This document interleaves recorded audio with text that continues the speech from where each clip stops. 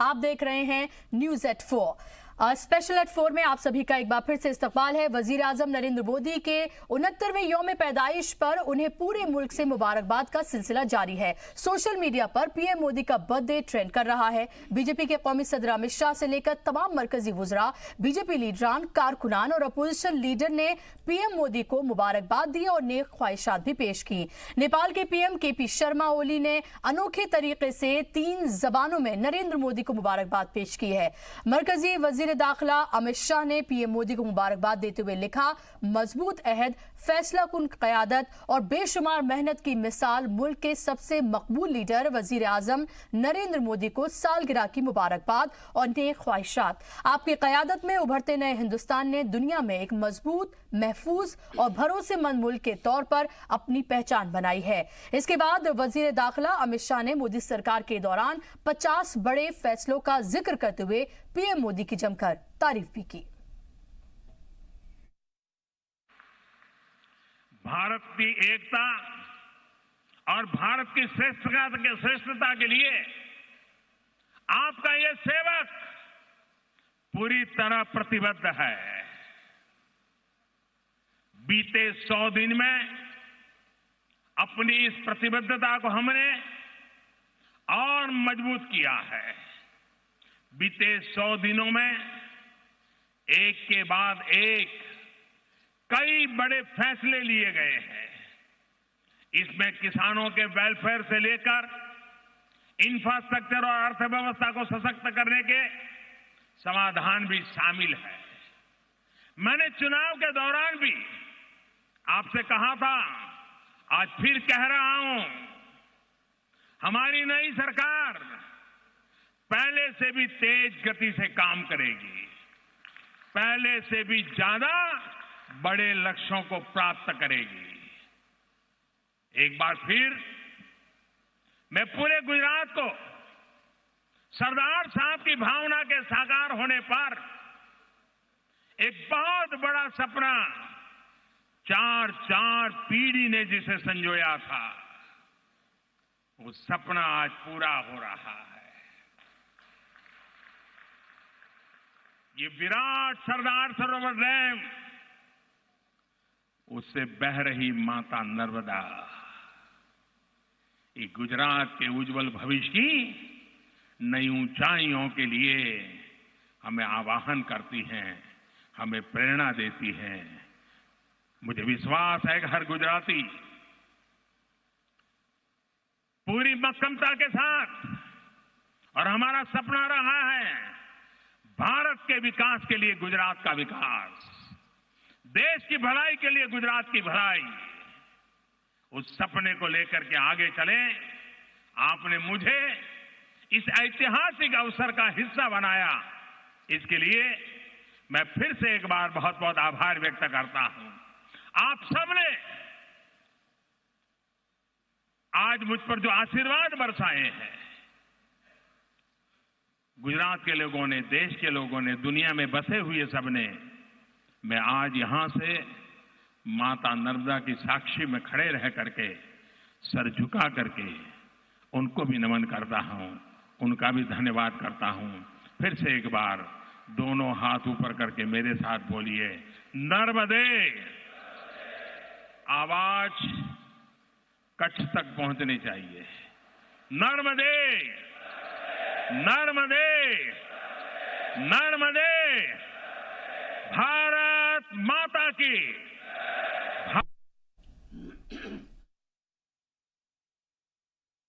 मोदी जी का जन्मदिन है। हम सब इनको लंबे आयुष्य और अच्छे स्वास्थ्य की शुभकामनाएं देते हैं और लंबे समय तक इस देश का नेतृत्व श्री मोदी जी करते रहें, देश का मार्गदर्शन करते रहें और दृढ़ता के साथ देश को दुनिया के सर्वोच्च स्थान की दिशा पर ले जाए, ये हम सभी की शुभकामनाएं हैं। तो दरअसल आज वजीर आजम नरेंद्र मोदी का 69वां यौम पैदाइश है, जैसा कि आप सबको पता है, और ये ट्विटर पर, सोशल नेटवर्किंग साइट्स पर ट्रेंड कर रहा है। तमाम लोग उनको मुबारकबाद पेश कर रहे हैं और ये मौका इसलिए भी अहम है क्योंकि हमारे वजीर आजम का बर्थडे है, और साथ साथ ये भी देखना चाहिए कि वजीर आजम बनने के बाद उन्होंने क्या ऐसे अहम बड़े काम किए हैं जिसको लेकर हर तरफ उनकी तारीफ होती है, और कौन सी ऐसी चीजें हैं जिस पर उनको तनकीद भी किया जा सकता है। इस पर बात करने के लिए मेरे साथ खास मेहमानों का पैनल जुड़ गया, इनका तारुफ मैं आपसे कराना चाहूंगी। मेरे साथ यासिर जिलानी साहब हैं, बीजेपी के लीडर हैं, मेरे साथ जुड़ गए हैं। अनिल मिश्रा साहब सीनियर जर्नलिस्ट के तौर पर मेरे साथ जुड़ गए हैं। मुफ्ती शमून कासमी साहब हैं, मुस्लिम धर्मगुरु के तौर पर मेरे साथ जुड़ गए हैं। ख्वाजा इफ्तिखार साहब एजुकेशनिस्ट के तौर पर मेरे साथ जुड़ गए हैं। फिरोज बख्त अहमद साहब हैं, चांसलर हैं मौलाना आजाद उर्दू यूनिवर्सिटी के, मेरे साथ स्टूडियो में मौजूद हैं। तमाम मेहमानों का बहुत बहुत इस्तकबाल है। यासिर साहब, आपके पास तो मैं आऊंगी, आपके पास तो बहुत अच्छी अच्छी बातें होंगी करने के लिए, लेकिन मैं और तमाम लोगों से शुरुआत करती हूँ। फिरोज साहब, आपसे शुरुआत करना चाहूंगी। आज सबसे पहले बर्थडे के मौके पर, यौम पैदाइश के मौके पर मोदी जी के आप क्या कहना चाहेंगे? देखिए, सबसे पहले तो हम उन्हें अच्छी सेहत और लंबी उम्र की दुआ देंगे कि इतने दिनों बाद एक इतना ज़बरदस्त प्रधानमंत्री हमको मिला है। और मैं आपकी बात सुन रहा था, शुरू में आपने गालिबन ये कहा था, और मुझे थोड़ा सा वक्त दीजिए क्योंकि आपके कान में 6 आवाजें आती हैं, बीच में ये भी हो सकता है कि आपके एडिटर आपको रोक के कहीं फिरोज साहब को रोको। मुझे बात पूरी करने दीजिए। एक शेर से शुरुआत करूंगा, शेर से खत्म करूंगा। देखिए, आपने उनकी माँ का जिक्र किया कि वो अपने बर्थडे के ऊपर अपनी माँ से मिलने गए, हर बार जाते हैं उनकी दुआएं लेने। एक दो लाइनें मैंने उस पर लिखी हैं। वो लाइनें हैं कुछ इस तरह से: बगैर खौफ के वो आंधियों से लड़ता है, चिराग उसका मुखालिफ हवा में जलता है, इसीलिए तो फतह चूमती है उसके कदम, वो अपनी माँ की दुआ अपने साथ रखता है। देखिए, कुछ मैं वाक़यात बयान करना चाहूँगा, कुछ पर्सनल हैं, और पॉलिटिक्स का मैं कोशिश करूँगा कम ही जिक्र करूँ। कि जब वो वज़ीर आज़म बने तो मुझे किसी बीजेपी के कारकुन ने एक फ़ोन किया कि भाई मेरे साथ बड़ी प्रॉब्लम है और मेरा ट्रेन एक्सीडेंट हो गया था, आप प्रधानमंत्री की मीटिंग में गए थे 2015 में, मेरी कुछ मदद करवाइए। मैंने चिट्ठी लिख दी ऐसी, और मुझे पता था कि जवाब आना नहीं है। इत्तेफाक की बात है कि विद इन अ वीक जवाब आ गया और मेरी मुलाकात फिक्स हो गई प्रधानमंत्री मोदी जी से। 16 मई 2016 की बात है। उनसे कई बातें हुई और मैं तो थोड़ा सा सहमा हुआ था, लेकिन जिस तरीके से उन्होंने बात की मेरे दिल को छुआ, और जिस तरीके से वो पूरे हिंदुस्तान के लोगों के दिल को छूते हैं, चाहे वो एक झल्ली वाला हो, चाहे वो एक कुली हो, चाहे वो 3 व्हीलर ड्राइवर हो, कोई बड़ा आदमी हो, जिस तरीके से मोदी भाई इन सब के दिलों को छू जाते हैं। यही वजह है कि पिछले दिनों इलेक्शन से पहले बड़ी हवा चली थी, पता नहीं मोदी जी आए नहीं आए, बीजेपी पावर में आए नहीं आए, लेकिन ये मोदी जी का जादू है जो सर चढ़कर बोला और वो दोबारा आ गए। और मैं कहना चाहूंगा कि मोदी जी की बहुत बड़ी खासियत यह है कि टैलेंट की वो कदर करते हैं, और जो भी टैलेंटेड शख्स है, हमारे यहाँ इतने लोग आए हुए हैं, मेरे सामने ख्वाजा साहब हैं, शमून कासमी हैं, मिश्रा जी हैं, और ये यासिर साहब हैं, ये सब जुड़े हुए हैं मोदी जी से कहीं ना कहीं डायरेक्टली। तो बहुत बड़ी बात है उनकी। और आज मैं समझता हूँ, हालांकि मैं हर प्रधानमंत्री की बड़ी इज्जत करता हूँ, पंडित नेहरू से लेकर जो अब तक मोदी जी बने हैं, हमें उस कुर्सी की हमें लेकिन अब मोदी जी के आने से ऐसा महसूस होता है। मोदी जी जब 2014 में पहली मर्तबा कुर्सी पे आए तो बुशरा मेरे एक तुर्किया दोस्त हैं, इस बात को 6 साल हो गए, 5 साल हो गए, वो कहते हैं कि भाई अब ऐसा लग रहा है कि हिंदुस्तान में कोई वजीर आजम आया है और वजीर आजम मुल्क को चला रहा है। तो ये उनकी बात है। आप ये कहना चाहते हैं साहब कि इससे पहले जितने वजीर आजम रहे वो वजीर आजम नहीं थे इस मुल्क के? बुशरा साहिबा, मुझे आपसे ऐसी उम्मीद नहीं थी। आप तो इतनी ट्रेंड और इतनी सीनियर जर्नलिस्ट हैं। मेरा हरगिज भी मकसद ये कहने का नहीं है। मेरा मकसद कहने का ये है, हर वजीर आजम की अपनी जगह थी, चाहे वो पंडित नेहरू हो, चाहे वो अटल बिहारी वाजपेयी हो, चाहे वो कोई भी हो बीच में, ठीक है।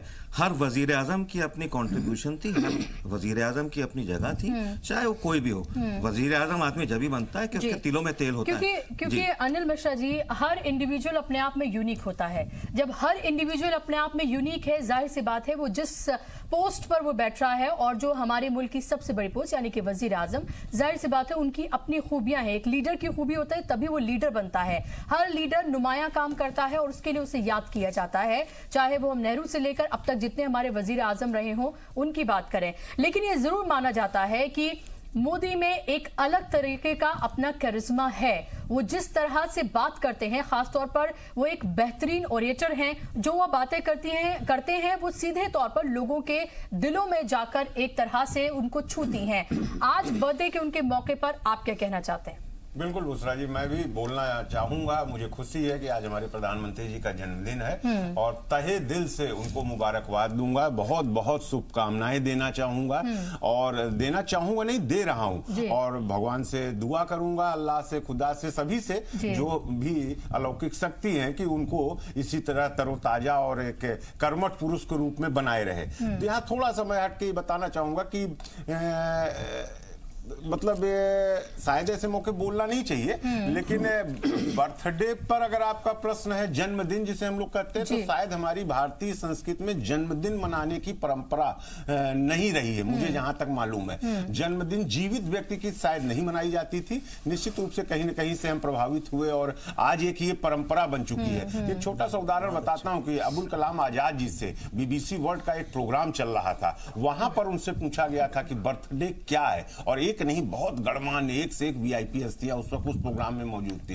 तो आजाद जी का जो जवाब था, उन्होंने कहा था वो एक ऐसा दिन होता है जिस दिन बच्चे की रोने की आवाज सुनकर मां हंसती है, वरना पूरे जीवन फिर बच्चे को रोना कभी मां देखना नहीं पसंद करती। तो उनका जो ये जवाब था वो अलग था, एक निश्चित ही यूनिक सही था। लेकिन जहां तक प्रश्न आपका है, देखिए मोदी जी हो या कोई भी हो, जिस व्यक्ति में कुछ न कुछ खासियत होगी और थोड़ा साधारण नहीं असाधारण व्यक्तित्व होगा, वही इस ऊंचाइयों को छूता है। ऐसा नहीं, इसके पहले कई लोगों को इस कुर्सी पे बैठने का मौका मिला है, अगर लेकिन वो देखें तो कहने को एक लिस्ट में उनके नाम भर रह गए हैं और वो 5 साल क्या साल 1.5 साल काटना उनके लिए, वो ठीक है विशेष परिस्थिति स्थिति, लेकिन अगर व्यक्तित्व होता, साधारण व्यक्तित्व होता जो मोदी जी में है, तो निश्चित रूप से वो 5 साल तो ये भी देखना होगा कि हमने देखा है कि 2014 से अब 2019 आ गया और हमने लगातार ये देखा है कि जब भी उनका बर्थडे होता है, हर साल उसको वो मुख्तलिफ तरीके से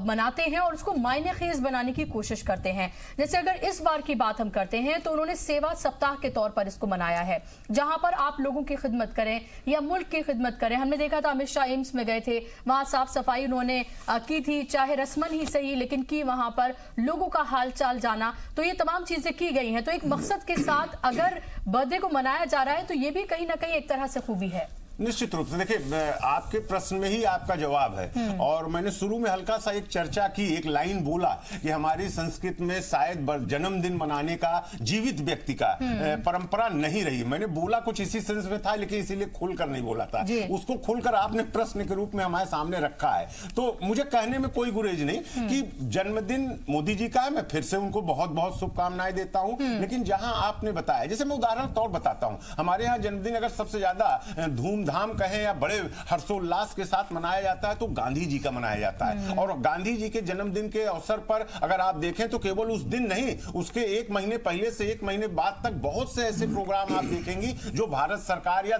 समाज खुद, स्वच्छता से लेकर शराब विरोधी से लेकर छुआछूत से लेकर, तो जिन जिन चीजों पे उन्होंने एक आंदोलन चलाकर सफलता प्राप्त की थी, उन चीजों को कहीं न कहीं याद करके और उसकी तरफ आगे बढ़ने की एक चेतना जगाने की कोशिश की जाती है। आज आपका प्रश्न है मोदी जी के रहते, प्रधानमंत्री रहते, बिल्कुल ठीक है। अगर मोदी जी के रहते उनकी पार्टी हो या उनके नेता हो या मैं कहता हूं भारत का नागरिक अगर उनसे प्रभावित है और उनके कार्य अच्छे हो रहे हैं, उनके रिजल्ट उनको मिल रहे हैं, तो वो अगर कहीं ना कहीं प्रेरित होकर मोदी जी के जन्मदिन के सप्ताह को सेवा भाव से या स्वच्छता भाव से अगर मनाते हैं, तो राजनीतिक चश्मे से देखने पे तो देखिए उसके बहुत से अर्थ निकलेंगे। लेकिन हमें लगता है कि शायद एक नागरिक होने के नाते कहीं न कहीं निष्पक्षता से अगर हम उसको देखा जाए, तो अगर इसी बहाने सेवा सप्ताह या स्वच्छता सप्ताह मनाया जाता है तो कहीं न कहीं देश का ही भला होगा, समाज का ही भला होगा। एक मकसद आप लोगों को, मकसद कहीं न कहीं जागृत हो रहा है, उसमें सबको भाग लेने की और पूरे खुले दिल से खुशी के माहौल में शामिल होने का मुझे लगता है शायद ऐसा लोगों को करना चाहिए। ख्वाजा इफ्तिखार साहब, जब हम वजीर आजम नरेंद्र मोदी की बात करते हैं और जब खासतौर पर उनकी सालगिरह की हम बात कर रहे हैं, तो क्या हमें ये कंपैरिजन नहीं करना चाहिए कि और इससे पहले जितने भी वजीर आजम रहे हैं और हम अब जब मोदी की बात करते हैं तो आप क्या मुख्तलिफ पाते हैं, क्योंकि जैसे मैंने पहले भी कहा कि हर पर्सनैलिटी अपने आप में अलग होती है, उसकी कोई ना कोई अपनी खूबी होती है, लेकिन बारहा ये कहा जाता है कि ये बहुत सबसे स्ट्रांग अब तक के पीएम हैं, या फिर डिसीजन मेकिंग इनकी बहुत स्ट्रांग है, बहुत अच्छे ओरिएटर हैं, ये तमाम वो खूबियां हैं वजीर आजम की जो बार बार कही जाती हैं। देखिए, सबसे पहले तो क्योंकि आज यौम पैदाइश है, जन्मदिन की बात हो रही है जी, तो मैं भी अपने तमाम पैनलिस्ट के साथ अपनी आवाज़ में आवाज़ मिलाना चाहूँगा कि मैं प्रधानमंत्री की सेहत की और उनकी उम्र की और उनके ज़रिए से जो मुल्क के अंदर तरक्की का अमल चल रहा है उसकी मज़ीद आगे बढ़ने की दुआ करता हूँ जी। अब मैं आता हूँ उस बात की तरफ जो आपने सवाल उठाया कि हमारे यहाँ हर दौर में कोई ना कोई वज़ीर आज़म रहा है, रहता है, आगे भी रहेगा जी। लेकिन मोदी जी में ऐसी क्या ख़ास बात है कि उनको दीगर वज़राए आज़म के मुकाबले उनको ज़्यादा स्ट्रॉन्ग भी कहा जाता है, ज़्यादा स्टेबल भी कहा जाता है, ज़्यादा फैसला करने वाला भी कहा जाता है और सख्त फैसले करने में भी उनके यहाँ किसी किस्म का तामुल नहीं पाया जाता। ये एक उनकी छवि बनी हुई है। देखिए, मैं थोड़ा सा आपको पीछे ले जाऊंगा जी। हिंदुस्तान जिस आइडियोलॉजी के ज़रिए से आज़ाद हुआ, उस आइडियोलॉजी की नुमाइंदा जमात रही कांग्रेस, और कांग्रेस को इस मुल्क के लोगों ने लगभग 60 बरस, कुछ बराह रास्त बेशतर हिस्सा और कुछ कोalition की शक्ल में दिया। इस नज़रिए के मुकाबले में पहले वक्त से जनसंघ जो है वो सामने रही, बुनियादी अपोजिशन के तौर पे एक नज़रियाती जमात की शक्ल में। और जनसंघ का सफ़र जनता पार्टी में आया जहां वो जम हुई, और जनता पार्टी से भारतीय जनता पार्टी की शक्ल में फिर वजूद में आया। और एक वक्त वो आया कि जब पार्लियामेंट के अंदर, लोकसभा के अंदर 2 मेंबरान मुस्लिम लीग के इब्राहिम सुलेमान सेठ और गुलाम महमूद बनातवाला होते थे, और उनके बराबर में जो है वो 2 मेंबर भारतीय जनता पार्टी के होते थे। जैसे आज अमित शाह और मोदी जी की जोड़ी को देखा जाता है, यही सूरत हाल एक वक्त में अडवाणी जी और वाजपेयी की जोड़ी की थी, 2 आदमी होते थे। तो मोदी वर्सेस ऑल, मैं इसको इस तरह रखना चाहूँगा कि मुतबादिल नज़रिया, मुख्तलिफ नज़रिया, एक 2 पर रहने वाली जमात, अटल बिहारी वाजपेयी जैसी अजीम शख्सियत जो है वो भी मुकम्मल मेजॉरिटी नहीं ला सके। यहाँ सूरत हाल ये है कि यहाँ 2 से 303 पर जी, और नज़रिए पर कोई कॉम्प्रोमाइज़ नहीं किया गया। यानी ये, और वो कांग्रेस जो 409 पर थी वो 54 पर आ गई। अब इससे अंदाजा आप निकालिए कि इसका क्रेडिट, इसका पूरा क्रेडिट जो है वो प्रधानमंत्री नरेंद्र मोदी जी को जाता है। और वो तमाम खुसूसियात जिनका जिक्र किया गया कि वो, आपने तो उनको कहा, किसी ने कहा वो मुकर्रिर बहुत अच्छे हैं, किसी ने कहा कि वो फैसले बहुत अच्छे करते हैं। मैं इसमें उस सब को एक लफ्ज देना चाहता हूँ। देखिए, अच्छा हकीम वो होता है जो अच्छा नब्बाज होता है। जब वो दरमियान में अवाम के खड़े होते हैं तो क्योंकि जमीन से उठे हुए आदमी हैं और उन्होंने अपनी जिंदगी जो है वो एक झोला डालकर गुजारी है, और मुल्क का कोई कस्बा, कोई गांव, कोई शहर ऐसा नहीं है जहां पे उन्होंने कुछ वक्त नहीं गुजारा, और इस मट्टी की खुशबू को सूंघा भी है और क्या कहते हैं उसको समझा भी है। और एक ऐसा आदमी हिंदुस्तान में पहली मर्तबा वजीर आजम बना है। आप याद करिए, मैं पंडित जवाहरलाल नेहरू को की बड़ी कदर करता हूँ, मॉडर्न हिंदुस्तान की बुनियाद रखने वाले हैं, लेकिन पंडित जी के कपड़े लंदन में धुल के आया करते थे और मोदी जी ने कपड़े सारी जिंदगी अपने हाथ से धोए हैं। तो एक ऐसा जमीन से उठने वाला शख्स जो है आज हिंदुस्तान का वजीर आजम है, ये कितना बड़ा अचीवमेंट अपने आप में है। दूसरी चीज ये है कि देखिए, हिंदुस्तान की जमहूरियत का ये बहुत बड़ा एजाज और बहुत बड़ा फख्र है कि उसने बिल्कुल जमीन पर जुड़े हुए आदमी, आप देखिए आज जब वो अपनी वालिदा से मिलने गए तो उनकी वालिदा बिल्कुल जो हमारे हिंदुस्तान में एक ज़मीन पर एक निहायत यानी मुतवस्सित से भी थोड़ा सा नीचे की सतह का जो ख़ानदान होता है उस तरह की उनके घर में आज भी माहौल है।